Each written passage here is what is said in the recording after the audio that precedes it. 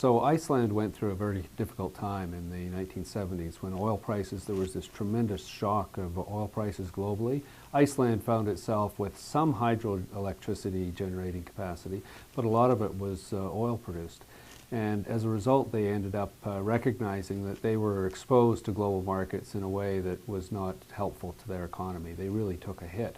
But they also realized that they had alternatives. And I think in many ways, this is a really important lesson that when you're faced with a really difficult situation, you have to reassess everything and go back to first principles about what do we have as resources.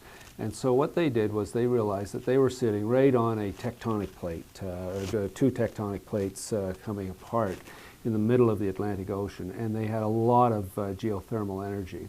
And so after the oil shock in the 1970s, they decided to very actively exploit this resource, develop it, and today they have 100% of their electricity comes either from hydroelectricity or from geothermal. There might be a bit of wind as well, and some of the more isolated communities, they still will use a very little bit of oil, but they've pretty well supplied the whole country with energy, not just electricity, but also heat. They pump the hot water that they take out of the ground long distances to cities like Reykjavik, and they heat the whole community that way.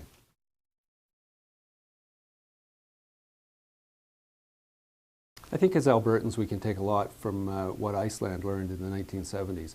First of all, they really hit a wall. They had a very difficult time when oil prices went through the ceiling. And what they did was they looked around and they sort of picked themselves up off the floor and got back at it.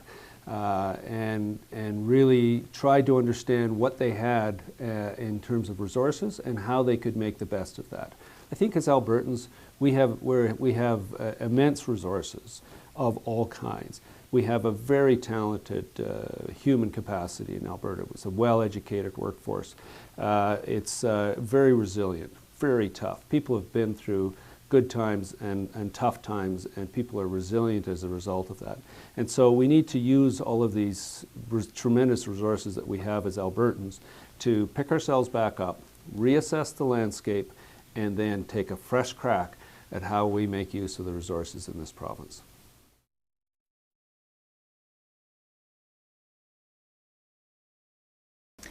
The potential in Canada is quite immense. We have 0 megawatts currently operating for power.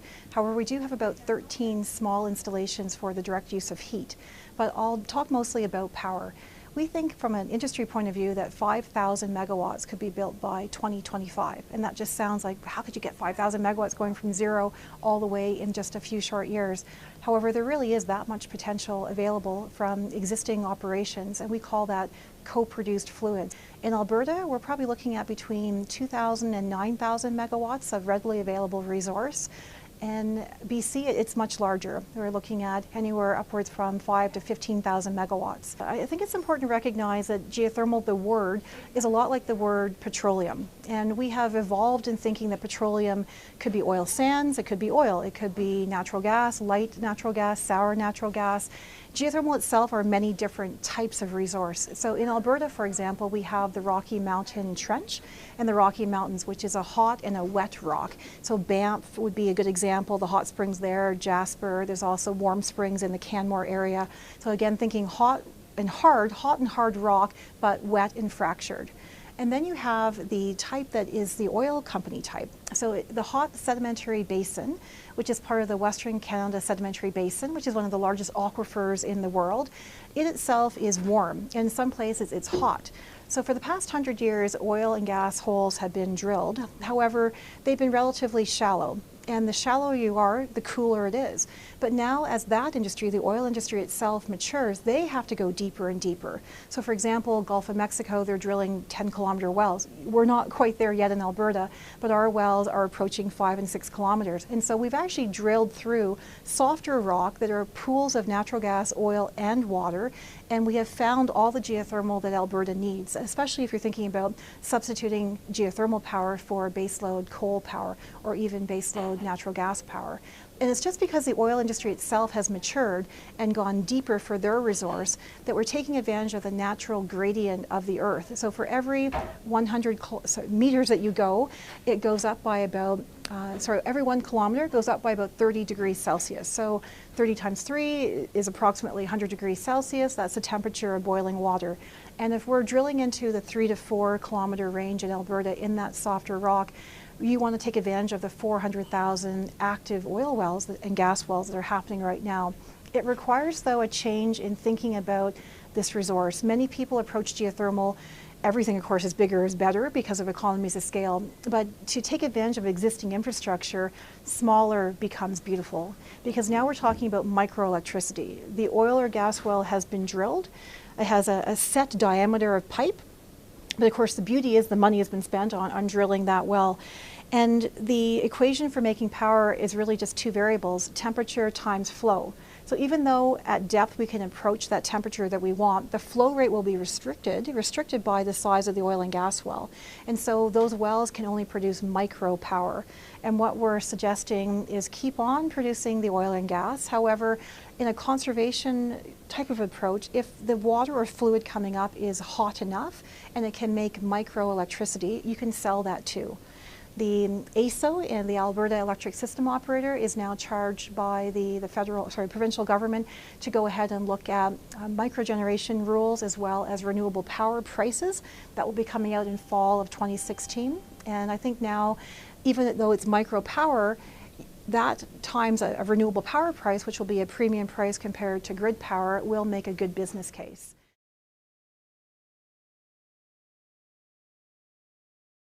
I think you'll be fascinated by the answer because it's the unusual suspects. I would like to engage the food industry.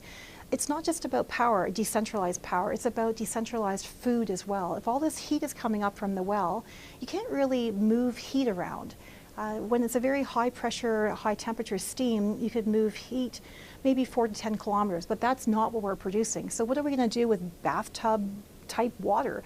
You're instead going to bring industry to the well. So you think about wellhead greenhouses or 4-H clubs or local municipalities or just food security in general. Again, decentralized food, these aren't going to be large farms, but on a section of land, maybe there's already 1, 2, 3, 5 wells drilled in a section. Great, there's 5 greenhouses right there. So that's one unusual suspect. The other one would be AESO itself, the transmission operator. We really want to inspire them that we can save new builds of transmission. And so while my power is useful, saving perhaps billions of dollars on not having to build new transmission to new power sources is in the public's best interest. And that is another variable that you could add on perhaps as a price signal to the renewable power if it's able to then offset another source or another transmission line.